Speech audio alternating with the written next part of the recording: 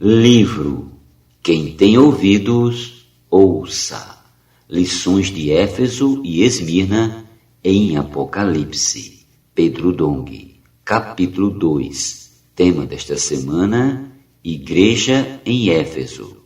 Parte 2. A edificação da igreja desejada por Deus. Meta de hoje: leitura das páginas 27 a 30. A história de amor entre Deus e o homem no livro de Cânticos dos Cânticos. Deus ama o homem assim como Cristo ama a igreja. A igreja é o desejo do coração de Deus. O Deus Criador criou o homem para ser sua noiva, sua amada. Alguns podem achar que estou exagerando, mas o homem foi criado para ser amado por Deus como noiva. E como isso é possível? Como pode o Deus Criador casar-se com o homem? No livro de Cântico dos Cânticos, vemos a história de um rei, Salomão, que se apaixonou por uma camponesa chamada Sulamita. Salomão tinha um status diferente de Sulamita, que era uma moça do campo provinciana. Ela nada tinha a ver com a realeza, mas ele se apaixonou por ela e, para se aproximar dela, precisou rebaixar-se, indo até os campos onde ela pastoreava o rebanho e cuidava das plantações. Cânticos dos Cânticos, capítulo 1, versículos do 5 ao 11, capítulo 2, versículos do 10 ao 14. Assim também é nosso Deus. Ele se rebaixou, se humilhou, se tornou um homem para aproximar-se do homem e relacionar-se com ele. Vemos então um clima de romance entre Deus e o homem, isto é, entre Cristo e a igreja. Esse é o romance universal. Deus nos ama e tem ciúme de nós quando amamos outras coisas além dele. Põe-me como selo sobre o teu coração, como selo sobre o teu braço, porque o amor é forte como a morte e duro como a sepultura. O ciúme, as suas brasas, são brasas de fogo, são veementes lavaredas. Cântico dos Cânticos 8:6. O amor que Deus tem pelo homem, que Cristo tem pela igreja, é imenso. As muitas águas não poderiam apagar o amor, nem os rios afogá-lo. Ainda que alguém desse todos os bens da sua casa pelo amor, seria de todo desprezado. Versículo 7. Quando Deus fala de sua igreja, de seu povo, ele demonstra um amor imensurável, pois a igreja é o desejo de seu coração. Por isso, Éfeso, a primeira igreja mencionada em Apocalipse, era a igreja desejável. No entanto, para que o romance entre Deus e o homem fosse possível, foi necessário que Cristo se esvaziasse. Ele então, subsistindo em forma de Deus, não julgou como usurpação o ser igual a Deus. Antes esvaziou-se de sua dignidade na posição de Deus e se rebaixou para ser igual ao homem. Filipenses capítulo 2, versículos do 5 ao 7. O Senhor Jesus é o Verbo que se fez carne e habitou entre nós, cheio de graça e de verdade. João 1,14. Ele veio em semelhança de carne pecaminosa. Romanos 8,3. Para nos ganhar, para nos desposar. E mais, a si mesmo se humilhou, tornando-se obediente até a morte e morte de cruz. Filipenses 2,8. Por causa da queda, o homem precisava de redenção, e Cristo não hesitou, não pensou duas vezes. Ele se humilhou, tomando a forma de servo, tornando-se um homem para morrer por nós, a fim de gerar a igreja. No Império Romano, a morte na cruz era um castigo vergonhoso, mas o Senhor sofreu tudo isso por mim e por você. Deuteronômio capítulo 21, versículos do 22 ao 23. Muitos podem perguntar, como Deus, com sua deidade, na posição de Deus incriado, poderia unir-se ao homem criado? A fim de ter sua noiva, a igreja, ele enviou ao mundo o seu próprio Filho para se tornar um homem, como eu e você. Deus Criador se uniu ao homem para resgatá-lo de suas iniquidades. O Senhor Jesus passou pela morte de cruz e em sua ressurreição nos fez nascer de novo. Ele, como homem, foi gerado Filho de Deus, seu Filho primogênito. E Deus nos alcançou ao nível divino pela regeneração. 1 Pedro 1,23. Essa é a história do romance entre Deus e o homem. Para fazer o homem sua noiva, sua esposa, Deus introduziu a divindade na humanidade. Versículo 3. Ele fez tudo isso por amor. Éramos carnais, mas pela regeneração tornou-se possível a união entre Deus e o homem. O exemplo do amor de Deus no livro de Oséias. O que fez a igreja envelhecer? A desobediência do homem a Deus, que fez com que o pecado e a morte entrassem na humanidade.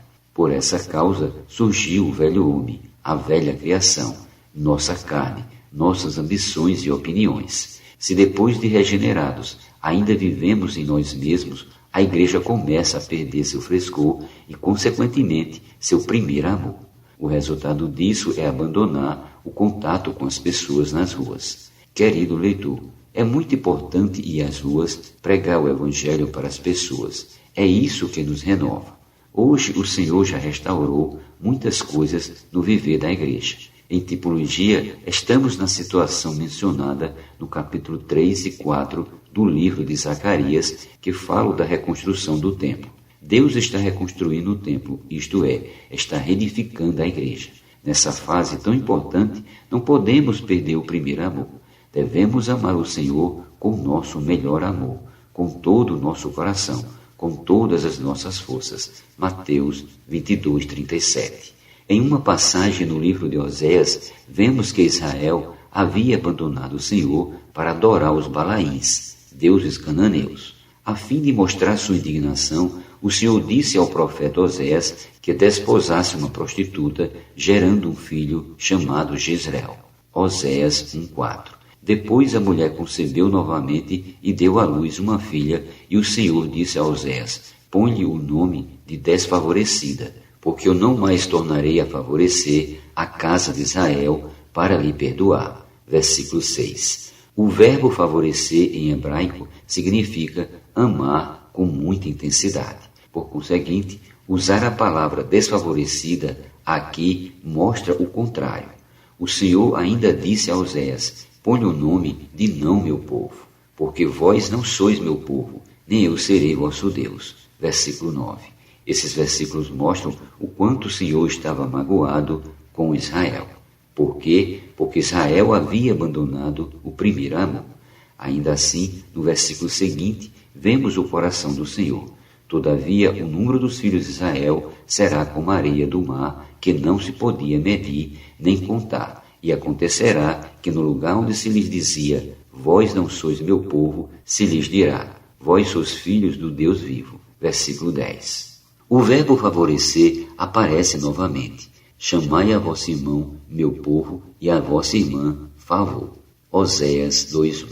O exemplo citado acima mostra claramente o que entristece o coração do Senhor e o que Ele espera de nós. Assim precisamos ver nossa condição atual e, caso não seja positiva, devemos arrepender-nos, voltar ao primeiro amor. Na verdade, Deus ama e deseja sua igreja. Ela é objeto de seu intenso amor. Se avançarmos na leitura do livro de Oséias, encontraremos um trecho maravilhoso em que o Senhor diz: portanto, eis que eu atrairei e a levarei para o deserto e lhe falarei ao coração. Oséias 2:14. O desejo do Senhor no decorrer da leitura desse livro é falar a seu coração. Deixe de lado o apego ao cargo e à posição, pois isso não tem valor algum.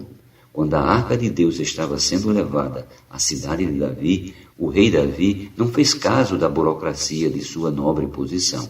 Antes dançava com todas as suas forças diante do Senhor. 2 Samuel 6:14. Apesar da atitude de Davi ter sido motivada pelo primeiro amor, Mical, sua esposa, não aprovou o que ele fez. No dia do julgamento de Cristo, ele não levará em consideração a posição ou o cargo, e sim se amamos o Senhor de todo o coração, servindo no primeiro amor. Portanto, vamos ouvir com muita atenção o que o Senhor quer falar a nosso coração. Quando ouvimos o falar do Senhor, nossa relação com Ele se renova, ficando cada vez mais estreita até nos transformar na esposa que Ele tanto deseja desde a eternidade. e lhe darei dali as suas vinhas, e o vale de Acor, por porta de esperança, será ela obsecosa, como nos dias da sua mocidade, e como no dia em que subiu da terra do Egito. Naquele dia, diz o Senhor, ela me chamará, meu marido, e já não me chamará, meu Baal. Oséias capítulo 2, versículos do 15 ao 16. Mais à frente lemos, desposar-te-ei comigo para sempre. Desposar-te-ei comigo em justiça e em juízo, e em benignidade e em misericórdias. Desposar-te-ei comigo em fidelidade, e conhecerás ao Senhor. Naquele dia eu serei obsequioso, diz o Senhor, obsequioso aos céus e estes à terra, a terra obsequiosa ao trigo e ao vinho e ao óleo, e estes a Jezreel. Versículo do 19 ao 22. Aqui o Senhor favorece os céus para os céus favorecerem a terra, e o objetivo é favorecer Jezreel, cujo nome significa semeadura, conforme lemos. Semearei Israel para mim na terra, e compadecer-me-ei da desfavorecida, e a não meu povo direi, tu és o meu povo. Ele dirá, tu és o meu Deus. Versículo 23. As misericórdias do Senhor, provenientes de seu amor por seu povo, tornaram-no mais uma vez favorável.